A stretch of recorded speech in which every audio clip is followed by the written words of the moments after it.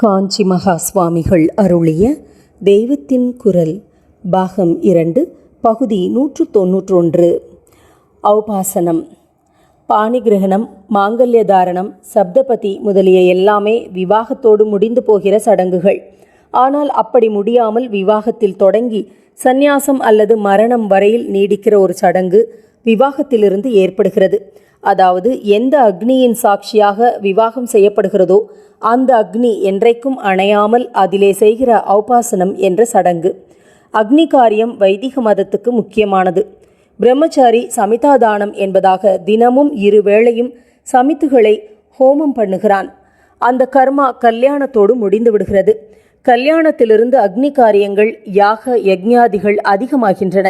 முதலாவதாக சமிதாதானத்துக்கு பதில் ஔபாசனம் ஆரம்பிக்கிறது.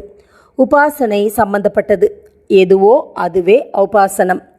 பல தேவதைகளை பூஜை, மந்திரம், தியானம் முதலியவற்றால் உபாசிப்பதாக சொன்னாலும் இந்துக்கள் எல்லோரும் வேதப்படி ஏற்பட்ட உபாசனை ஔபாசனம் என்றே பெயர் பெற்ற அக்னி காரியம்தான். இது எல்லா ஜாதியினருக்கும் விதிக்கப்பட்ட கர்மா. 4ஆம் வர்ணத்தவர்களுக்கு உபநயனம் இல்லாவிட்டாலும் அவர்களுக்கும் விவாக சம்ஸ்காரமும் அதிலிருந்து ஏற்படும் ஔபாசனம் என்ற அக்னி காரியமும் உண்டு.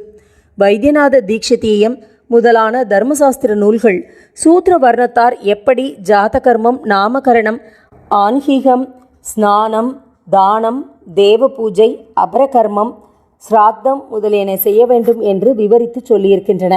அவர்களுக்கு இருக்கிற இந்த ரைட்டுகளை அவர்களுக்கு தெரிவித்து அனுஷ்டிக்க பண்ணாமலே எந்த ரைட்டும் இல்லை என்று சீர்திருத்தவாதிகள் சண்டைக்கு வருகிறார்கள். நமோ என்று முடிகிற ஸ்லோக ரூபமான மந்திரங்களை சொல்லி 4ஆம் வர்ணத்தவர் மற்றவர்களைப் போலவே பிரதி தினமும் 2 வேளையும் விவாகத்திலிருந்து தொடங்கி ஔபாசனம் செய்ய உரிமை பெற்றிருக்கிறார்கள்.